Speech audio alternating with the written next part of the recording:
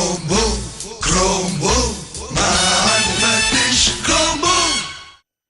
النهارده كلمني عم نجيب بتاع الانابيب وحكالي عم نجيب على اللي حصل بالتفصيل.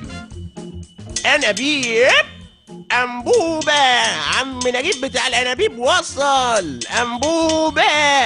انبوبه بسرعة يا عم نجيب.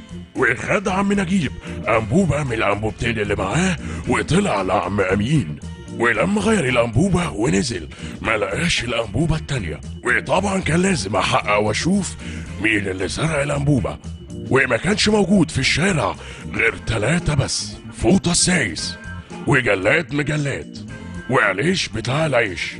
ولما سألت فوطة السايس قال: ايه التخبيط والتخييش في الكلام ده يا عم كرومبو؟ انا لو عيني غفلت عن الجراج ثانية واحدة كله هيلبس في بعضه. اوبا حاسب. ولما سألت جلاد مجلات قال: اوبا اقرا الحادثه. انبوبه اتسرقت، بس لا مؤاخذه خبر منفس زي انبوبه عم نجيب. ولما سألت عليش بتاع العيش قال: أنبوبة ايه؟ أنبوبة عم نجيب دي بالنسبة لنا خنفسة، إنما إحنا هنا عندنا أنابيب كبيرة، تاخد واحدة؟ أنا عرفت مين اللي سرق الأنبوبة من عم نجيب بتاع الأنابيب.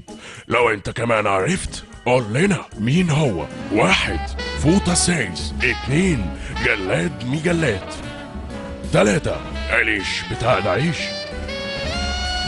اتصل من اي موبايل على 1786 او من اي تليفون ارضي على 09009930 تكسب جايزة 1000 جنيه.